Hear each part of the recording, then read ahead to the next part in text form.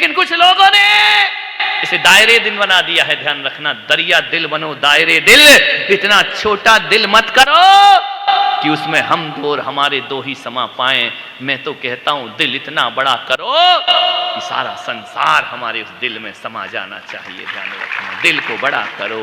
जब से दिल छोटे हुए हैं ना, तब से अटैक बहुत पड़ रहे हैं। ध्यान रखना, आए दिन अटैक पड़ा। सुबह बात करता, शाम को आदमी दुनिया से उठ जाता है। 10 मिनट में पहले अच्छे से बोल रहा था, एक अटैक पड़ता है, आदमी दुनिया से।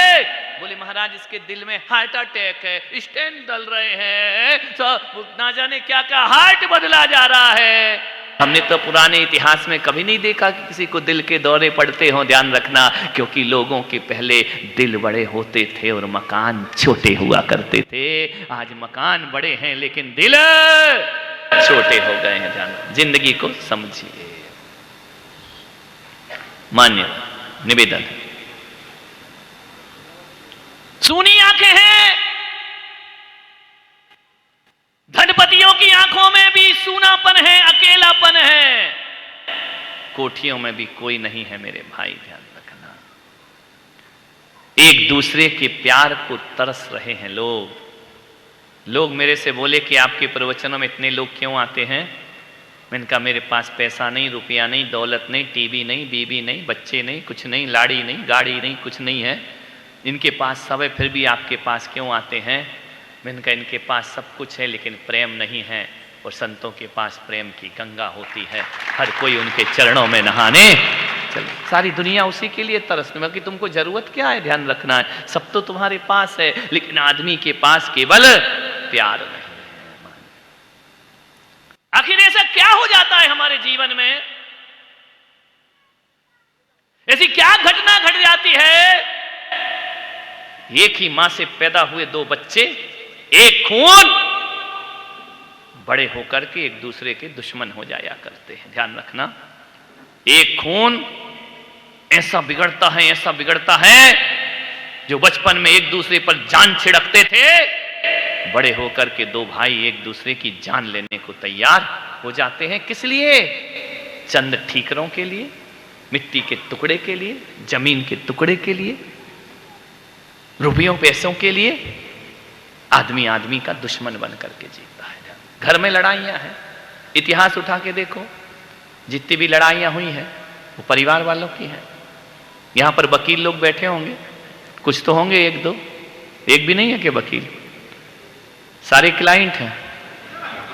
ध्यान रख, अदालत में जाकर के देखना, जितने केस परिवार के हैं अदालतों में, उतने केस पड़ोसी के नहीं है। ध्यान रखना है, भाई भाई के जितने झगड़े अदालत में पड़े हैं, उतने शायद दुश्मनों के झगड़े अदालत में नहीं हुआ करते हैं। भाई भाई लड़ रहे हैं दौलत के लिए, टुकड़ों के लिए। मान्यता, ले जा बेटा, वो नहीं बैठने देगा, तुम्हारी कर्मों का फल है, कोई क्या कर सकता है। पहले ही कहा था उठा लो, पिछले जन्म में तुमने उसको उठाया होगा, वो बेटा बन के पैदा हुआ है, अब उठाएगा तुमको यहां से। ध्यान रखना, तुमने कौन से कर्म अच्छे करे हैं, ध्यान रखना। मान्य विचार करना, सोचना है। लोग मंदिरों में स्वर्ग की तलाश रहे कि मंदिर से स्वर्ग मिलेगा। हिंदू कहता है कि शिवालय में जल चढ़ाओ स्वर्ग मिलेगा, बैकुंठ मिलेगा, फिर लौटा लाए। बीबी ने डांट दिया तो तुम्हारे ही है ना।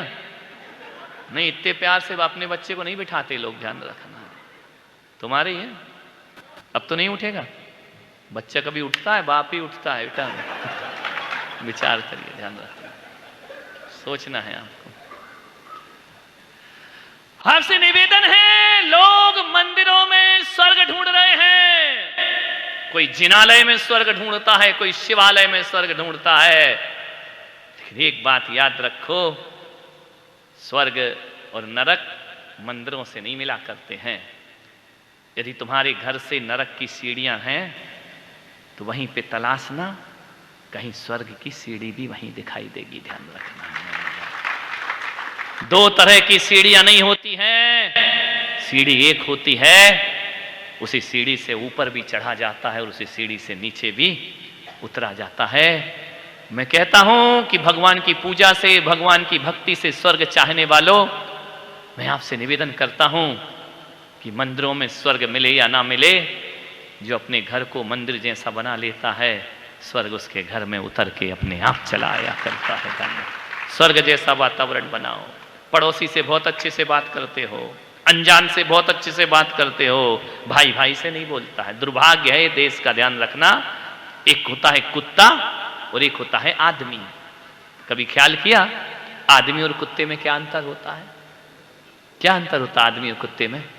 कौन बोला एक की मूंछ होती है, एक की पूंछ होती है? नहीं, मूंछ और पूंछ का अंतर नहीं है। आदमी और कुत्ते में अंतर इतना होता है कि या कुत्ता जब भी भौंकता है ना तो अपरिचित को देखकर भौंकता है, और आदमी जब भी भौंकता है परिचितों को देख करके भौंका करता है। कुत्ता जब भी काटेगा अपरिचित को काटेगा, परिचित को देखकर कुत्ता पूंछ हिलाता है, और आदमी ऐसा है कि अपरिचित को देख के मुस्कुराता है और अपने परिवार वालों से अकड़ दिखाता है। ध्यान रहा उनसे, अरे हमसे अच्छी जिंदगी तो कुत्ते की जिंदगी है मेरे भाई, जो अनजान से नहीं अपनों से प्यार किया करता है। देखो ना, ये इतने होशियार हैं, ये आदमी कोई कम नहीं है। इन्हें यहाँ के आदमियों की बातें नहीं कर रहा हूं, आंतरी वाले। इतना होशियार है, इतना होशियार है कि यदि रास्ते में चल रहा है, सपोज इमेजिंग, कल्पना करो आप चल के जा रहे हैं रास्ते में, सुबह सुबह मॉर्निंग वॉक में जा रहे हैं, और आपका रुमाल यदि गिर जाए और पीछे कोई लेडीज खड़ी हो और वो आकर के कहे कि भाई साहब आपका रुमाल, तो आप क्या कहोगे? बोलो क्या कहोगे? बोलो बोलो, इतने सीधे मत बनो। Okay okay madam, thank you thank you, धन्यवाद, तुमने मेरा रुमाल उठा के दिया। और यदि यही रुमाल पत्नी उठा के दे, बोलो रे मूंछ वालों, मुंह से धन्यवाद निकलेगा तुम्हारे? नहीं, बिल्कुल नहीं। वो उठा के दे रही है, पर्स उठा के दे रही है, अनजान महिला हो तो थैंक यू मैडम। कभी बीबी उठा के दे तो उसको भी थैंक यू बोल दिया करो रे, जिंदगी में ध्यान रखना है। मान्यवर विचार करो, आदमी बीबी को थैंक यू नहीं बोलता है, बीबी से तो ऐसा व्यवहार रखता है, ऐसा व्यवहार रखता है कि तू चली किस लिए रही थी, उठा के दे दिया तो कौन सा बड़ा एहसान कर दिया, तू चली पीछे इसलिए रही, कब गिराऊं और कब उठाए। अरे मेरे भाई, जब गलत काम हो जाए, गलतियां हो जाए, बीवी से तो गाली पड़ती है, तुम दिल खोल के गालियां देते हो। अरे अच्छा काम करे तो दिल खोल के धन्यवाद भी दिया करो, ध्यान रखना है, ताकि उसे भी लगे कि मैं पड़ोसिन से इतना प्यार, वाह वाह मैडम, वाह वाह, कमाल है। ध्यान रखना। एक बार ही लफड़ा हो गया कि टीवी पर लोग देख रहे थे प्रवचन सत्संग, क्या देखते हैं, एक आदमी गया और जाकर के बोला, एक बाबा आए, एक से एक बाबा है, टीवी चालू करो, सुबह से 250 बाबा मिल जाएंगे ज्ञान बांटते हुए, ध्यान रखना है। बाबागिरी बहुत चल रही है, बाबा अलग होते हैं और संत अलग हुआ करते हैं, ध्यान रखना। संत वो होता है जो साधना किया करता है, बाबा वो है जो वाणी का उद्योग किया करता है, ध्यान रखना है। आपसे मेरा निवेदन है, आग्रह है, विचार करिए। एक बाबा शुरू हो गए, उसने कहा बाबा जी, बोले हाँ बोलो। बोले 15 साल हो गए मेरी पत्नी मुझसे प्यार नहीं करती। कितने साल हो गए? अब उसको बेअकल को इतना मालूम नहीं है किसकी पत्नी किसे प्यार करती है, पागल है जो पहुंच गया वहां। कोई करती है कि जब भी देखो पड़ोसी यही कहती है कि पड़ोसी बहुत अच्छा है, तुमसे तो ध्यान रखना है। वो गोलू का पापा कितना अच्छा है, तुम जैसे से बोलती बस है, एक आध दिन बोल देना, जा उसी के पास रहे, ध्यान रखना है। उसका पापा, उसका भाई, उसकी पत्नी अच्छी। उसने कहा कि बाबा 15 दिन हो गए, 15 साल मेरी पत्नी मुझे प्यार नहीं करती। तो बाबा ने कहा तूने कभी पत्नी की तारीफ करी? उसने कहा बाबा जी नहीं करी। बोले आज जाके कर, कृपा रुकिए, कृपा अटकिए, कृपा बरस जाएगी, जा प्रशंसा कर। जैसे ही घर गया, ठंडी के दिन थे, मेथी के पराठे बने, टमाटर की चटनी। कौन बोला मुंह में जो पानी आ रहा है, ध्यान रख। ला करके जैसे ही पत्नी ने रखे, उसे याद आई बाबा की याद, प्रशंसा कर, प्यार करेगी, ध्यान रखना। उसने एक निवाला तोड़ा, मुंह में डाला, प्रशंसा कर, प्रशंसा कर। उसने कहा क्या देवी, आज क्या पराठा बनाया तूने, जिंदगी में 15 साल में ऐसा पराठा नहीं खाया, आज कितना स्वादिष्ट, तेरे जैसा पराठा तो ढाबे पे भी नहीं मिलता है, क्या गजब भोजन बनाती है। पत्नी को आया गुस्सा, एक चिमटा उठाया और सिर पे 2 लगाए, बोले बेवकूफ, 15 साल से मैं पराठे बना रही, तारीफ नहीं की, आज पड़ोसिन से मांग के ला। ध्यान रखना, ऐसी बातें आपको डायरेक्ट समझ में आती है। आज उधार मांग के लाई थी पड़ोसिन से, उसकी तारीफ कर रहा, हो गई कृपा। ध्यान रखना, ज्यादा बाबाओं के चक्कर में मत पड़ जाना, ध्यान रखना, नहीं तो लफड़े हो जाएंगे, नहीं तो पराठे में कृपा बरस जाएगी। जबरदस्त ध्यान रखना, मान्यवर। आजकल हो गया, यही ट्रेंड चल गया। अक्सर आते हैं मेरे पास, बच्चे आते, बड़ी लड़की आती, महिलाएं आते, आदमी आते, आजकल वो बैठे बैठे यूं नाखून घिस रहे। मैंने कहा क्या हो गया, ये नाखून क्यों घिस रहे, इसमें से कुछ निकलेगा, क्या होगा। बोले नहीं, रामदेव बाबा ने कहा कि नाखून घिसो तो बाल बड़े हो जाते हैं, बाल काले हो जाते हैं, मजबूत हो जाते हैं। हमारा बिहार हो रहा था, रास्ते से निकले, एक गार्डन था, एक महिला यूं बैठ के नाखून घिस रही, दूसरी रुमाल डाले लेटी हुई थी। मैंने पूछा इसको क्या हो गया, चली गई क्या। बोले चली नहीं गई। तो मैंने कहा रुमाल डाले क्यों लेटी है, और तू ऐसा क्यों कर रही। बोले ऐसा घिसने से बाल बड़े होते हैं। मैंने कहा ये रुमाल डाले क्यों लेटी है। बोले इसने ज्यादा घिस लिए तो दाढ़ी मूंछ आ गई है। तो ज्यादा विज्ञापनों में मत जाओ, हकीकत की जिंदगी देखो, ध्यान रखना है। मान्यवर निवेदन है आपसे,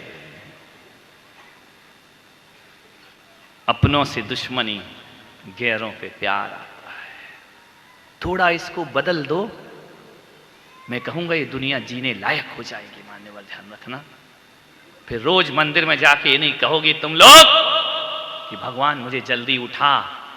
यदि घर स्वर्ग हो गए तो कहोगे भगवान थोड़ी जिंदगी और प्रदान कर दे मुझे जीने के लिए। ध्यान रखना, घर को, जीवन को सुखी बनाओ। मान भावनात्मक संबंध बनाइए जिंदगी को सुधारने के लिए। कभी घर की दीवार से पूछना कि तुम बरसों खड़ी रहती हो और तुम्हारे बनाने वाला चला जाता है। ध्यान रखना, मकान खड़ा रहता है, मकान बनाने वाला कितने चले गए, मकान देखते रहता है। आज दादाजी गए, आज पापा जी गए, आज चाचा जी गए, आज चाची गई, आज अम्मा गई। पत्नी नहीं जाती इतने जल्दी, खुश मत हो तुम ज्यादा, वो इतने जल्दी नहीं जाएगी, वो भी जाके ही जाएगी आराम से। नहीं, ये लोग इंतजार करते हैं, सांस रुक जाती कि अब शायद पत्नी का नाम आए। सारे लोग चले जाते हैं, मकान खड़ा रहता है। और जिस मकान को बढ़ाने में आदमी रिश्ते तोड़ता है, नाते तोड़ता है, संबंध तोड़ता है, जिस मकान को बनाने के लिए आदमी अपनापन खो देता है, जिंदगी भर की कमाई लगाता है, और एक दिन मकान खड़ा रहता है, बनाने वाला दुनिया से मकान उसे देख करके हंसता है कि पागल देख मैं खड़ा हूं, तू जा रहा है। ध्यान रखिए मान्यवर, कभी पूछना मकान की दीवारों से कि तुम क्यों खड़े हो और आदमी क्यों चला जाता है। तो मकान की दीवारें कहती हैं हम सदियों से खड़े हैं, क्योंकि हम ईंट एक दूसरे को पकड़ के खड़े हैं। हम ईंट से ईंट को पकड़ना जानते हैं और तुम रिश्तों को पकड़ना नहीं जानते हो। हम खड़े रहते हैं, तुम बिखर जाते हो। ध्यान रखना है। एक बात याद रखना ओबरी वालों, ईंट पत्थरों से मकान बनता है, लेकिन ईंट पत्थरों से घर नहीं बसता है। मकान बनाना पड़ता है, घर बसाना पड़ता है। ध्यान रखना है, मकान बनाने के लिए ईंट पत्थरों की जरूरत होती है, घर बसाने के लिए रिश्तों की जरूरत होती है। मैं पुलक सागर तुम्हारी सोबरी में मकान बनवाने नहीं, बिखरे हुए घर बसाने के लिए मैं यहां पर आया हूं। सोचना कि जैन समाज की महिलाएं एक एक महीने के उपास करती हैं। नवरात्रि आती है, सनातन परंपरा में 9-9 दिन तक भूखे रह जाया करते हैं। मैं पुलक सागर कहता हूं रहना चाहिए, करना चाहिए, मैं इसका विरोध नहीं करता हूं, लेकिन एक 10-10 दिन, 8-8 दिन, 9-9 दिन, एक महीने तुम भूख सहन करती हो, प्यास सहन करती हो। मैं पुलक सागर कहता हूं नहीं होता उपास मत करो, 2 टाइम खा लो, कोई दिक्कत की बात नहीं है, भूखे मरने को भगवान नहीं कहा करते हैं। लेकिन आपसे निवेदन करता हूं, जब तुम्हारे अंदर इतनी क्षमता है कि 10 दिन भी भूखे रह भूख प्यास सहन कर सकती हो, महीने भर भी भूख प्यास सहन कर सकती हो, तो प्यारी प्यारी देवियों, घर में किसी की 2 बात भी सहन कर लिया करो, ध्यान रखना है। केवल भूख सहन करने को उपास नहीं कहते, 2 बातें सहन कर लो, इससे बड़ा उपास दुनिया में कोई दूसरा नहीं हो सकता है। क्या 2 बात सहन करने की ताकत नहीं है? किसी ने कुछ कह दिया तो आपे से बाहर सहन शक्ति नहीं है, मैं मर जाऊंगी, मैं मायके चली जाऊंगी। 25 साल से सुन रहा ना, आज मरी ना कल मरी, ध्यान रखना है। आदमी भी कहता मरना तो जल्दी निपटना, हम दूसरे की व्यवस्था करें। मानने वाले विचार करना है, 2 बातें सहन कर लो, घर स्वर्ग हो जाएगा तुम्हारा। 2 बातें, ज्यादा नहीं। किसी ने कुछ कह दिया, सुन लो, क्या दिक्कत है? हम नहीं सुनेंगे। सास कहती है कि मैंने बहू को नहीं बदल दिया तो मेरा नाम भी ललिता पवार नहीं। बहू भी कहती है कि तेरी जैसी कई बुढ़िया आके चली गई, मैं नहीं बदलूंगी, यदि मैं बदल गई तो मेरा नाम भी झांसी की। अब ऐसे घर चलेंगे तो बोलो इस घर में सुख बरसेगा? मान्य विचार करो। सास ने कहा यूं तो बहू ने कहा क्यों। अत श्री महाभारत प्रस्तुत करता गोदरेज, ध्यान रखना। आपसे निवेदन, 2 बातें सहन करो। तुमको पति की भी नहीं सुनना, तुमको ससुर की भी नहीं सुनना, तुमको सास की भी नहीं सुनना, तुमको ननंद की भी नहीं सुनना। करे क्या आदमी? आदमी सोचता है यार शादी करके लाए थे कि तूफान उठा के लाए थे।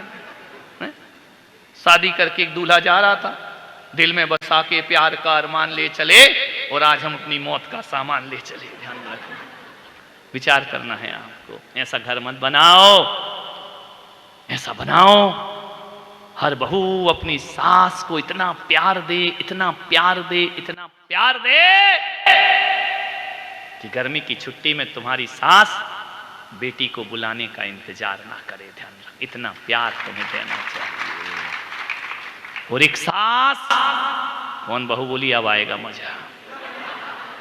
एक सास अपनी बेटी बहू को इतना प्यार दे, इतना प्यार दे, इतना प्यार दे कि तुम्हारी बहू पीहर का मोबाइल नंबर भूल जाए। ध्यान रखना है।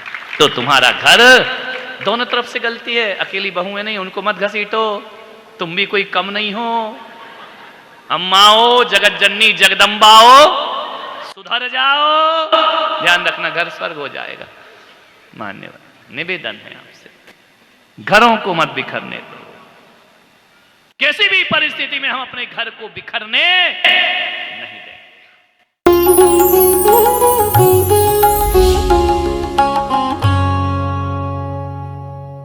भगवान महावीर के अमर संदेश जीव दया की राह पर चलते हुए भारत गौरव राष्ट्र संत आचार्य श्री पुलक सागर जी गुरुदेव की प्रेरणा से वात्सल्य धारा ट्रस्ट द्वारा संचालित एक महाअभियान शिक्षा और सेवा समय की मांग। वात्सल्य धारा एक समाधान, मानवीयता की दुनिया में बढ़ते कदम। वात्सल्य धारा एक प्रकल्प अनेक, सुशिक्षा, सुस्वास्थ्य शिविर, औषधि वितरण, वात्सल्य धारा रुग्ण वाहिनी, अहिंसा प्रसाद, माँ जिनवाड़ी संग्रहालय, जीव दया, गौ सेवा, कन्यादान, वात्सल्य धाम। सामर्थ्य अनुसार सहयोग धनराशि प्रदान कर हमसे जुड़े। बैंक खाता विवरण निम्नवत है, अथवा आप अपनी दान राशि दिए गए QR कोड को स्कैन करके हमें UPI द्वारा सीधे भेज सकते हैं। आपके द्वारा दिया गया दान आयकर की धारा ATG के अंतर्गत कर मुक्त है। पूछताछ हेतु हमें संपर्क करें 991098 7666 98109 00699।